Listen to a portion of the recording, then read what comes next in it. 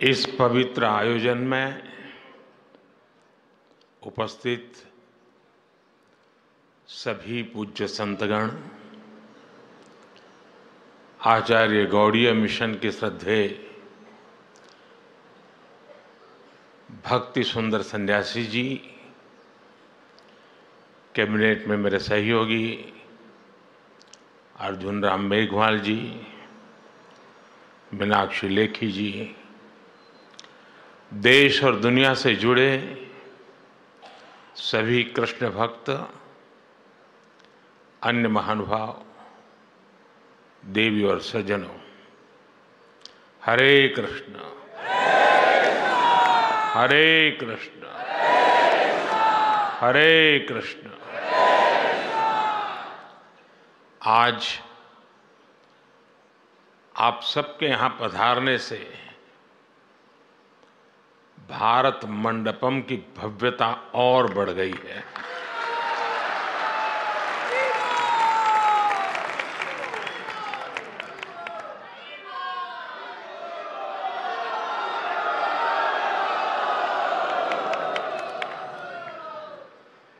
इस भवन का विचार भगवान बसवेश्वर के अनुभव मंडप से जुड़ा हुआ है। अनुभव मंडपम प्राचीन भारत में आध्यात्मिक विमर्शों का केंद्र था। अनुभव मंडपम जन कल्याण की भावनाओं और संकल्पों का ऊर्जा केंद्र था। आज श्रील भक्ति सिद्धांत सरस्वती गोस्वामी प्रभुपाद जी की 150वीं जयंती के अवसर पर भारत मंडपम में वैसी ही ऊर्जा दिखाई दे रही है।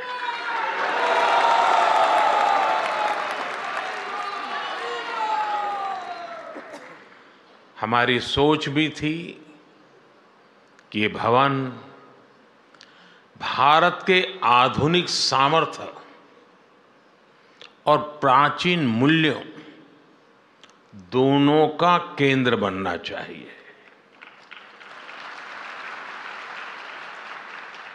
अभी कुछ महीने पहले G20 समिट के जरिए यहां से नए भारत के सामर्थ्य के दर्शन हुए थे और आज इसे वर्ल्ड वैष्णव कन्वेंशन को आयोजित करने इसका इतना पवित्र सौभाग्य मिल रहा है।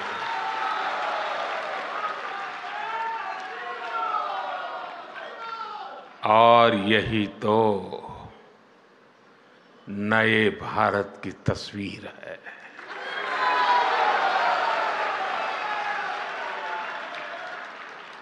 जहां विकास भी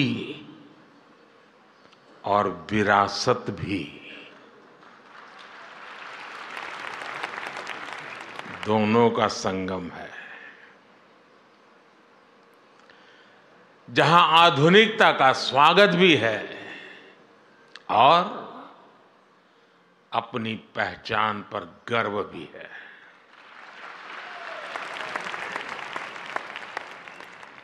ये मेरा सौभाग्य है कि इस पुण्य आयोजन में आप सब संतों के बीच यहां उपस्थित हो।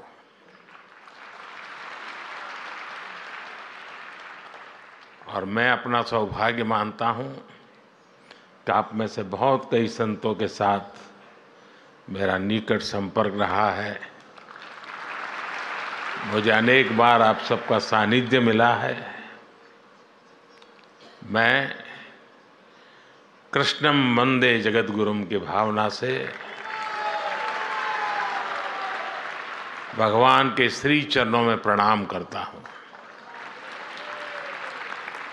मैं श्रील भक्ति सिद्धांत प्रभुपाद जी को श्रद्धापूर्वक नमन करते हुए उन्हें आदरांजलि देता हूं, श्रद्धापूर्वक नमन करता हूं। मैं प्रभुपाद के सभी के अनुयायियों को उनकी 150वीं जन्म जयंती की हृदय से बहुत बहुत शुभकामनाएं देता हूं।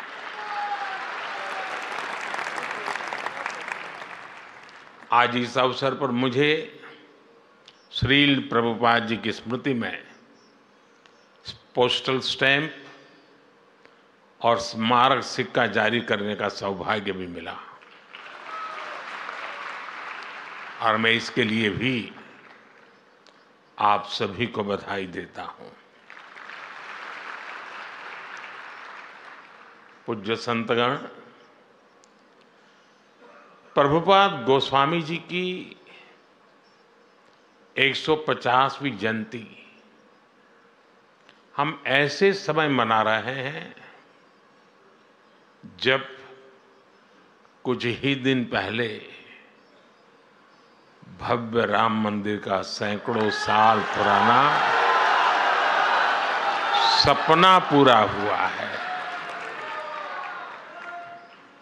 आज आपके चेहरों पर जो उल्लास, जो उत्साह दिखाई दे रहा है, मुझे विश्वास है इसमें रामलला के विराजमान होने की खुशी भी शामिल है।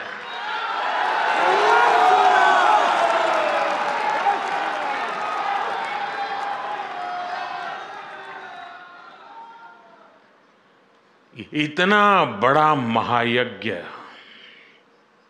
संतों की साधना से, उनके आशीर्वाद से ही पूरा हुआ है। साथियों, आज हम सब अपने जीवन में ईश्वर के प्रेम को, कृष्ण लीलाओं को और भक्ति के तत्व को इतनी सहजता से समझते हैं। इस युग में इसके पीछे चैतन्य महाप्रभु की कृपा की बहुत बड़ी भूमिका है।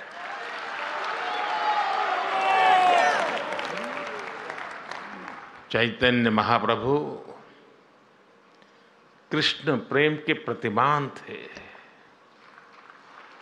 उन्होंने आध्यात्म और साधना को जन साधारण के लिए सुलभ बना दिया, सरल बना दिया। उन्होंने हमें बताया कि ईश्वर की प्राप्ति केवल संन्यास से ही नहीं, उल्लास से भी हो की जा सकती है।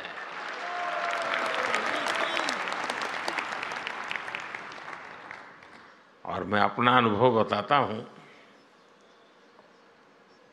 मैं इस परंपराओं में पला बढ़ा इंसान हूं।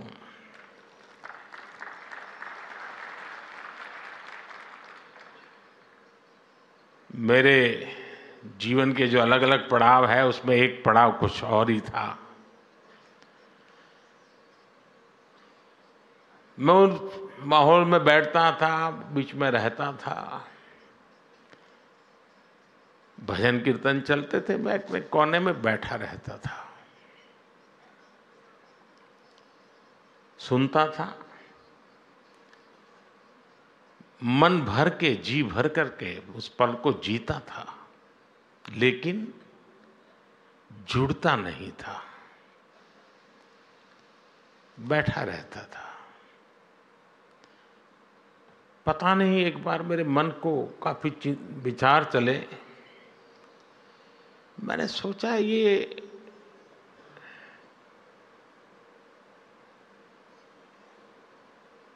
दूरी किस चीज की है? वो क्या है जो मुझे रोक रहा है? जीता तो हूं, जुड़ता नहीं हूं। और उसके बाद जब मैं भजन कीर्तन में बैठने लगा तो खुद भी ताली बजाना, जुड़ जाना, और मैं देखता चला गया कि मैं उसमें रम गया था।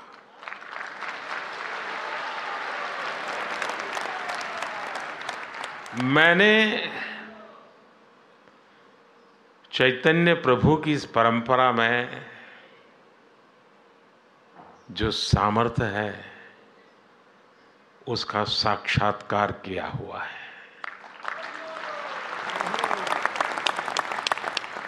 और अभी जब आप कर रहे थे और मैं ताली बजाना शुरू हो गया तो वहाँ लोगों को लग रहा है पीएम ताली बजा रहा है। पीएम ताली नहीं बजा रहा था, प्रभु भक्त ताली बजा रहा था।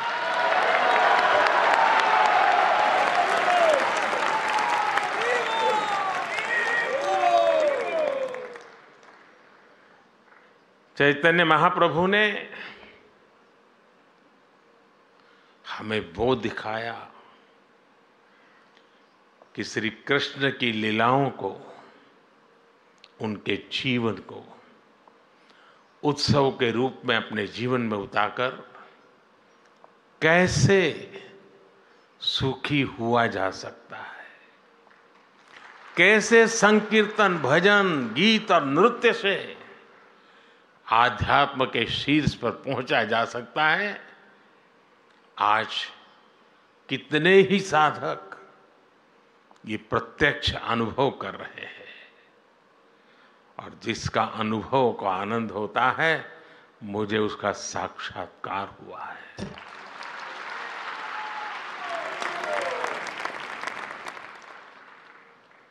चैतन्य महाप्रभु ने हमें श्री कृष्ण की लीलाओं का लालित्य भी समझाया और जीवन के लक्ष्य को जानने के लिए उसका महत्व भी हमें बताया। इसलिए भक्तों में आज जैसी आस्था भागवत जैसे ग्रंथों के प्रति है, वैसा ही प्रेम चैतन्य चरितामृत और भक्तमाल के लिए भी है।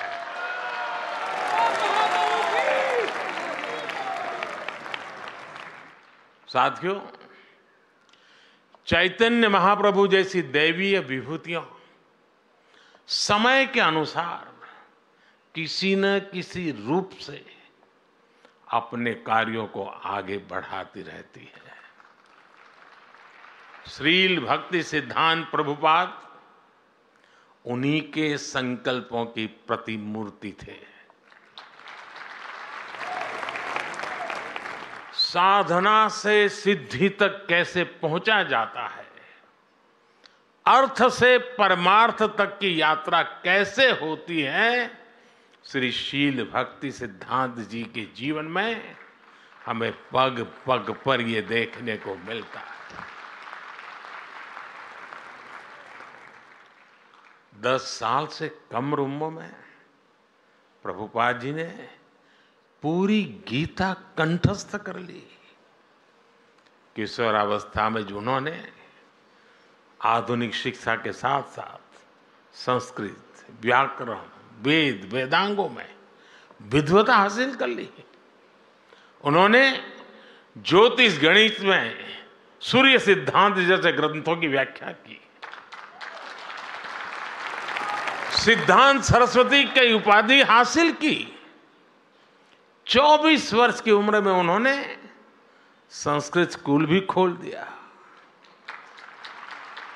अपने जीवन में स्वामी जी ने 100 से अधिक किताबें लिखी, सैकड़ों लेख लिखे, लाखों लोगों को दिशा दिखाई। यानी एक प्रकार से ज्ञान मार्ग और भक्ति मार्ग दोनों का संतुलन जीवन व्यवस्था से जोड़ दिया। वैष्णव जन तो तेने कहिए, पीर पढ़ाई जाने रे। इस भजन से गांधी जी जिस वैष्णव भाव का गान करते थे, श्री श्रील प्रभुपाद स्वामी ने उस भाव को, अहिंसा और प्रेम के उस मानवीय संकल्प को देश विदेश में पहुंचाने का काम किया।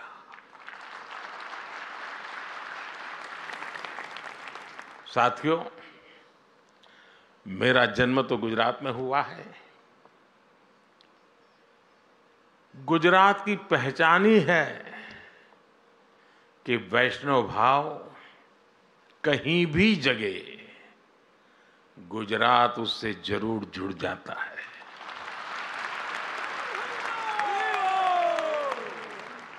खुद भगवान कृष्ण मथुरा में अवतरित होते हैं, लेकिन अपनी लीलाओं का विस्तार देने के लिए वो द्वारिका आते हैं। मीराबाई जैसी महान कृष्ण भक्त राजस्थान में जन्म लेती हैं, लेकिन श्री कृष्ण से एकाकार होने वो गुजरात चली आती है। ऐसे कितने ही वैष्णव संत हैं जिनका गुजरात की धरती से, द्वारिका से विशेष नाता रहा है।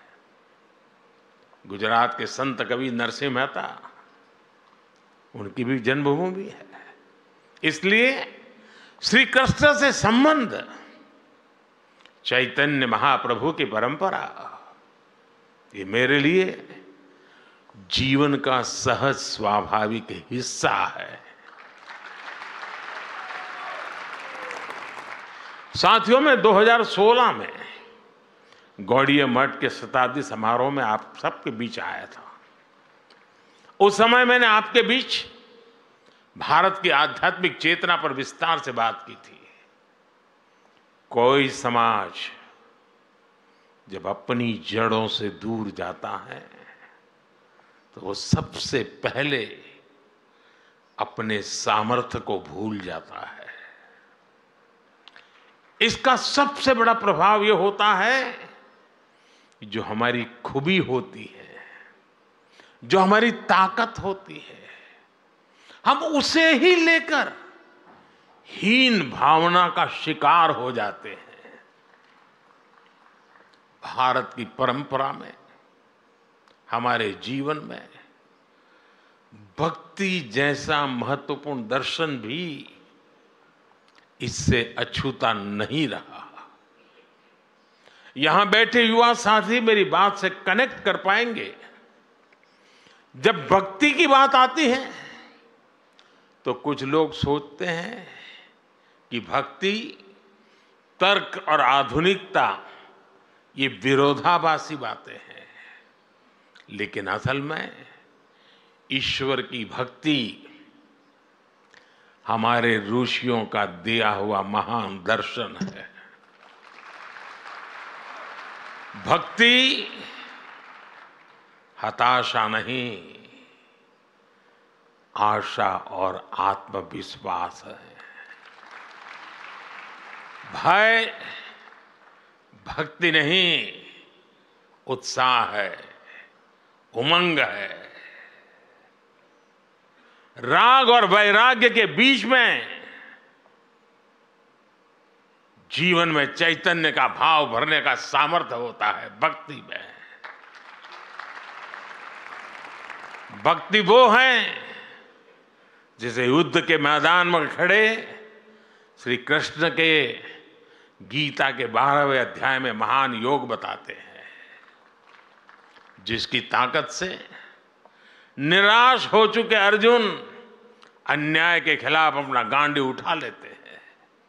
इसलिए भक्ति पराभव नहीं, प्रभाव का संकल्प है। लेकिन साथियों, ये विजय हमें दूसरों पर नहीं, ये विजय हमें अपने ऊपर हासिल करनी है। हमें युद्ध भी अपने लिए नहीं, बल्कि धर्म क्षेत्र, कुरुक्षेत्र की भावना से मानवता के लिए लड़ना है। और यही भावना हमारी संस्कृति में, हमारी रगों में रची बसी हुई है। इसलिए भारत कभी सीमाओं के विस्तार के लिए दूसरे देशों पर हमला करने नहीं गया। जो लोग इतने महान दर्शन से अपरिचित थे, जो उसे समझे नहीं, उनके वैचारिक हमलों ने कहीं न कहीं हमारे मानस को भी प्रभावित किया।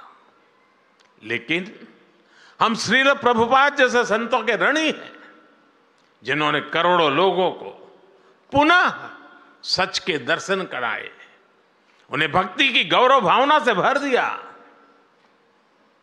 आज आजादी के अमृत काल में गुलामी की मानसिकता से मुक्ति का संकल्प लेकर देश संतों के उस संकल्प को आगे बढ़ा रहा है।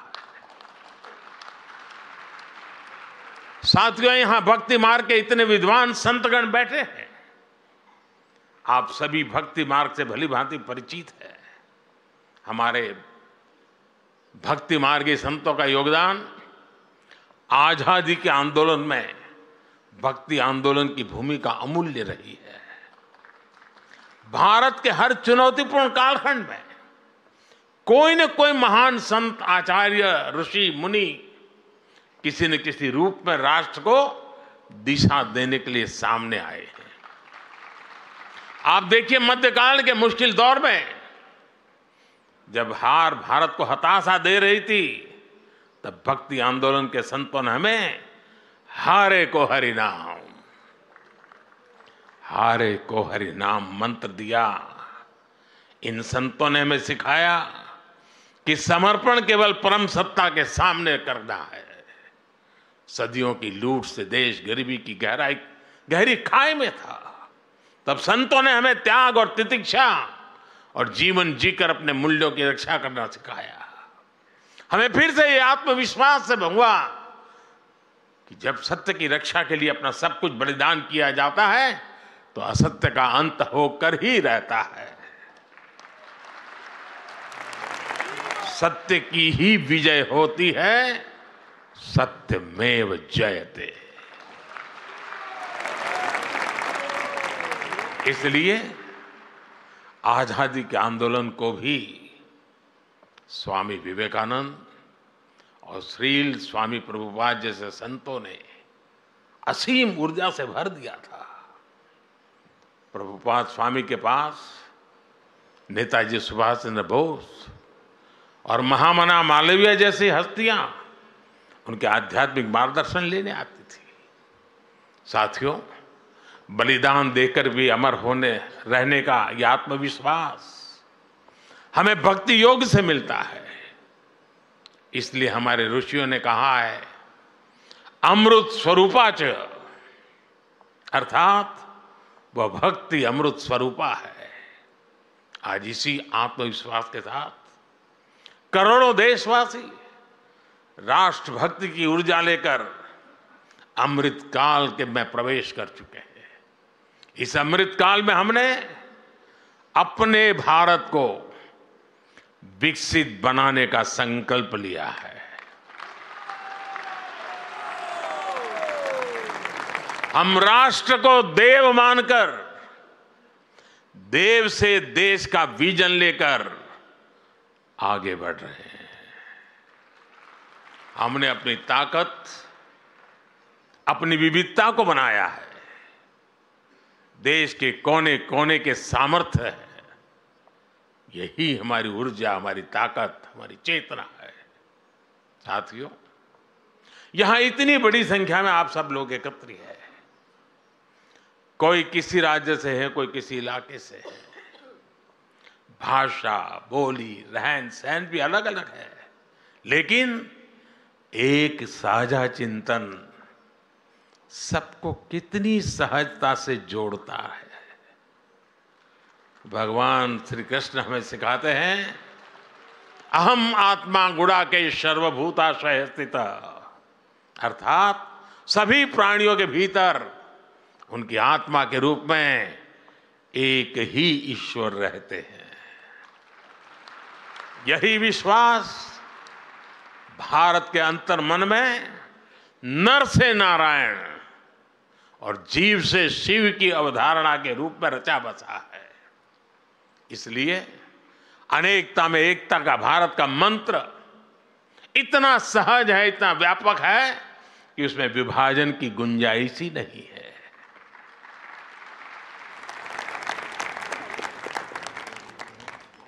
हम एक बार हरे कृष्ण बोलते हैं और एक दूसरे के दिलों से जुड़ जाते हैं।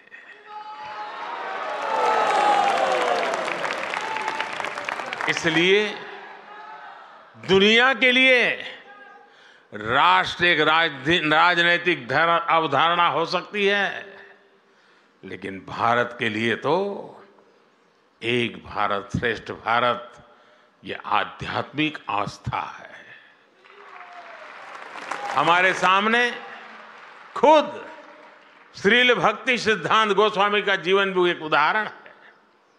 प्रभुपाद जी पुरी में जन्मे, उन्होंने दक्षिण के रामानुजाचार्य जी की परंपरा में दीक्षा ली और चैतन्य महाप्रभु की परंपरा को आगे बढ़ाया और अपनी इस आध्यात्मिक यात्रा का केंद्र बनाया बंगाल में स्थापित अपने मठ को। बंगाल की धरती में बात ही कुछ ऐसी है कि वहां से आध्यात्म और बौद्धिकता निरंतर ऊर्जा पाती है। ये बंगाल की ही धरती है जिसने हमें रामकृष्ण परमहंस जैसे संत दिए, स्वामी विवेकानंद जैसे राष्ट्र ऋषि दिए। इस धरती ने श्री अरविंद और श्री गुरुदेव रविंद्रनाथ टैगोर जैसे महापुरुष भी दिए, जिन्होंने संत भाव से राष्ट्रीय आंदोलन को आगे बढ़ाया। यही से राजा राम मोहन राय जैसे समाज सुधारक भी मिले। बंगाल चैतन्य महाप्रभु और प्रभुपाद जैसे उनके अनुयायियों की तो कर्मभूमि रही है। उनके प्रभाव से आज प्रेम और भक्ति की एक वैश्विक मूवमेंट बन गए हैं। साथियों, आज भारत की गति प्रगति की हर तरफ चर्चा हो रही है। आधुनिक इंफ्रास्ट्रक्चर में, हाईटेक सेवाओं में भारत विकसित देशों की बराबरी कर रहा है। कितनी ही फील्ड्स में हम बड़े बड़े देशों से आगे भी निकल रहे हैं। हमें लीडरशिप के रोल में देखा जा रहा है, लेकिन साथ ही आज भारत का योग भी पूरी दुनिया में घर घर पहुंच रहा है। हमारे आयुर्वेद और नेचुरोपैथी की तरफ विश्व का विश्वास और बढ़ता चला जा रहा है। तमाम देशों के प्रेसिडेंट और प्राइम मिनिस्टर आते हैं, डेलीगेट्स आते हैं, तो वो हमारे प्राचीन मंदिरों को देखने जाते हैं। इतनी जल्दी ये बदलाव आया कैसे? ये बदलाव आया कैसे? ये बदलाव आया है युवा ऊर्जा से। आज भारत का युवा बोध और शोध दोनों के साथ में लेकर के चलता है। हमारी नई पीढ़ी अब अपनी संस्कृति को पूरे गर्व से अपने माथे पर धारण करती है। आज का युवा स्पिरिचुअलिटी और स्टार्टअप्स दोनों की अहमियत समझता है, दोनों की काबिलियत रखता है। इसलिए हम देख रहे हैं आज काशी हो या अयोध्या, तीर्थ स्थलों में जाने वालों में बहुत बड़ी संख्या हमारे युवाओं की होती है। भाइयों और बहनों, जब देश की नई पीढ़ी इतनी जागरूक हो तो ये स्वाभाविक है कि देश चंद्रयान भी बनाएगा और चंद्रशेखर महादेव का धाम भी सजाएगा। जब नेतृत्व युवा करेगा तो देश चंद्रमा पर रोवर भी उतारेगा और उस स्थान को शिव शक्ति नाम देकर अपनी परंपरा को पोषित भी करेगा। अब देश में वंदे भारत ट्रेन भी दौड़ेगी और वृंदावन, मथुरा, अयोध्या का कायाकल्प भी होगा।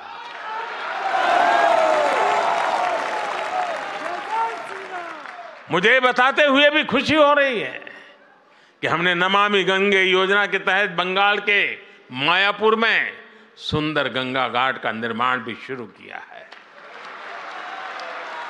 साथियों, विकास और विरासत की ये हमारा कदमताल 25 वर्षों के अमृत काल में ऐसे ही अनवरत चलने वाला है।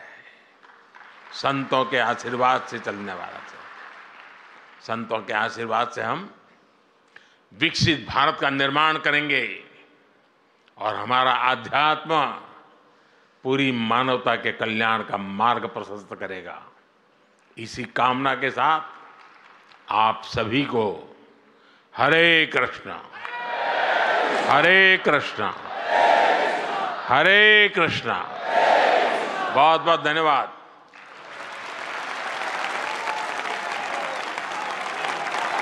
श्रील प्रभुपाद की जय। हमारे यशस्वी तपस्वी माननीय प्रधानमंत्री श्री नरेंद्र